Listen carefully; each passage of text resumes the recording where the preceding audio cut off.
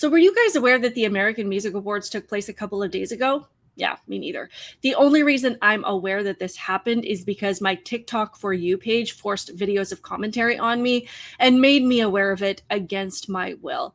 And the two main things that people were talking about was JLo's wild performance, where it is very clear that this woman is desperate to stay relevant. And then there was the matter of Taylor Swift's absence from this event and that she didn't win anything. And you'll never guess who people are blaming for this slight against Miss Swift.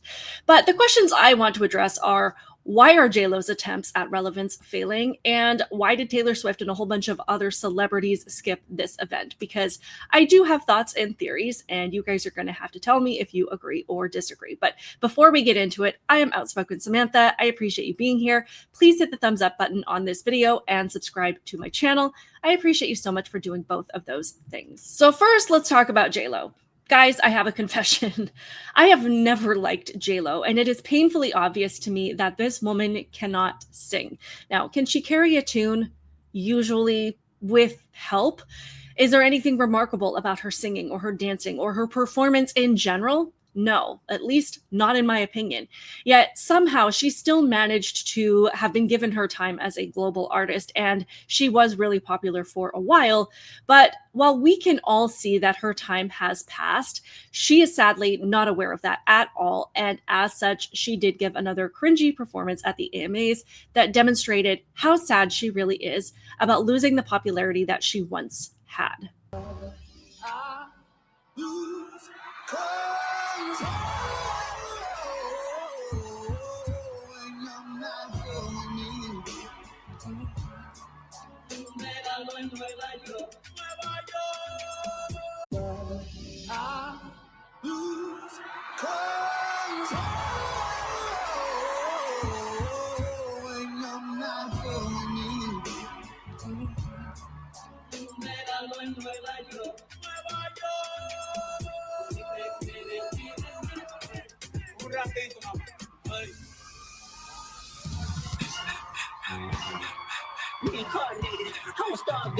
Life goes on, I mean, how much, baby?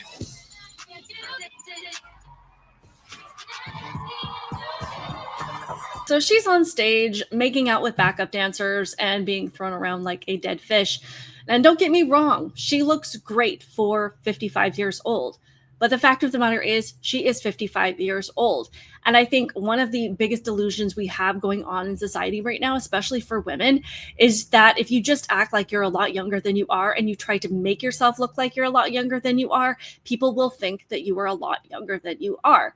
But that's just not how it works. It just comes across as desperate, and it makes you seem like you're the age that you really are, but you're just not able to accept it. So now people not only think that you're older, but they just feel bad for you because you can't seem to accept yourself. But trying to pretend that you're not getting older has the opposite effect than what you're going for. And as far as JLo's performance specifically, I think this was an attempt to appeal to this younger crowd as they're obsessed with gender identity and pronouns and have this anti-traditionalist mindset. And she's like, see, I'm the cool mom. I make out with both boys and girls.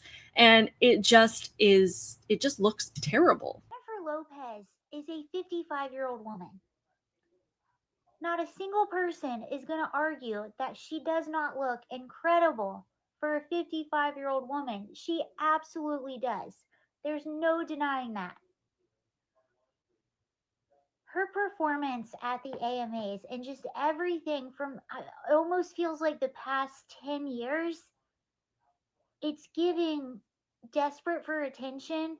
It's getting old. It's getting tired. She doesn't look old and tired. Her performances do. The AMA performance, it's all over TikTok. Just look. She's kissing a guy. She's kissing a girl. It doesn't even make sense. It's what? Let's talk about Taylor Swift for a minute here. Again, through my TikTok FYP, I was made aware that Taylor Swift herself not only did not win anything, she didn't even show up to the event. And apparently she was up for a few major awards like Artist of the Year, Album of the Year, and Collaboration of the Year for Fortnite with Post Malone. And I also didn't know, but I guess that she holds the record for the most AMAs ever won by a single artist. So yeah, it is a little weird that she didn't win anything, But I bet you'll never guess who fans are blaming, and not just for Taylor Swift's lack of presence or lack of awards at this event, but for why the entire show was a flop. So that odd post Trump made about Taylor not being hot anymore, it makes a lot more sense now. It has been brought to everyone's attention now that his political people own the AMAs. And so look what happened last night. A lot of awards weren't even announced. A lot of musicians weren't invited. It's all, he's trying to control everything and everyone. He's trying to put tariffs on the film industry, on movies. Don't you guys see that if you don't think the way he wants you to, then he's going to punish you? I'm sorry, but Taylor Swift not winning an award is not an example of being punished because we don't think the way that Trump does. Trump influencing Hollywood has got to be one of the most top 10 delusional takes that I have ever heard. Now, she's saying that Trump's people own the AMAs, which is not true at all, but as a lib, not shocked she didn't actually look into this and didn't do any research, even though it took me about 8 seconds to figure out what she was talking about. The rumor is coming from the fact that the AMAs are produced by the Dick Clark production company, which is owned by Penske Media Corporation, and it was reported that CEO Jay Penske donated to the Trump campaign. So that is where that is coming from. Nobody associated with Trump owns the AMA. They made a political donation.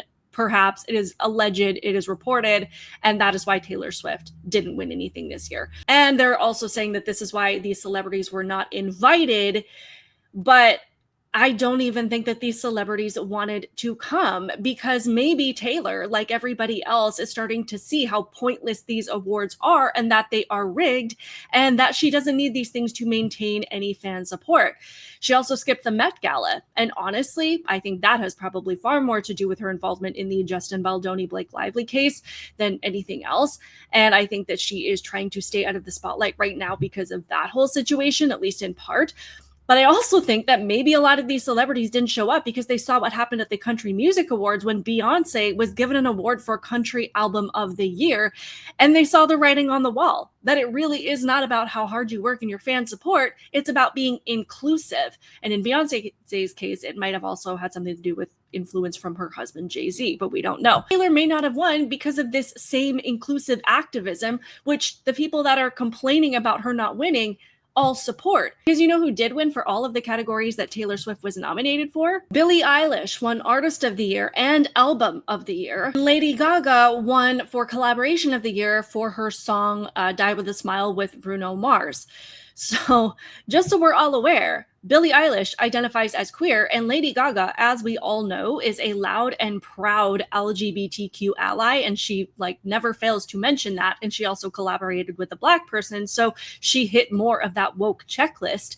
But maybe this is what the outcomes are of the things that all of you guys advocate for. And maybe this is why a lot of us on the other side of this don't support these things, because we want people to receive things because they earned them, regardless of where you sit on the intersectionality scale and how marginalized your community is. The fact that Billie Eilish and Lady Gaga, as open, loud, and proud LGBTQ allies, won these awards kind of flies in the face that Trump is controlling these things, especially when he's out here threatening to pull federal funding from California if they don't stop letting boys compete in girl sports. So I don't really think that that squares the logic. But I do think that there might be a couple of other reasons why celebrities didn't show up. One, because of this whole Diddy trial and the fact that they know crap is hitting the fan right now, and they are all being exposed as people who protect predators and people who abuse women. And two, maybe they boycotted because of the production company's donations to the Trump campaign. Those arguments would make way more sense to me. But as usual, I am always glad to see the downward spiral of Hollywood influence in general, and the fact that the harder they try to stay relevant, the worse that they look. And if they really wanted to draw people back in, they might want to try something crazy like just being normal and stop immersing literally every performance in fire and brimstone and trying to pull us into your satanic, devil-worshipping cult. We're also tired of the idea that everyone in Hollywood seems to have is that the only way to appeal to the masses is to hyper-sexualize literally everything. Because as much as Hollywood likes to preach about diversity, they sure seem to think that we only have one thing on our minds at all times. Anyway, I would love to hear all of your thoughts on this in the comments below. Please, again, be sure to hit the like button on this video and subscribe to my channel. Keep it real, guys, and I will see you in the next one. Bye.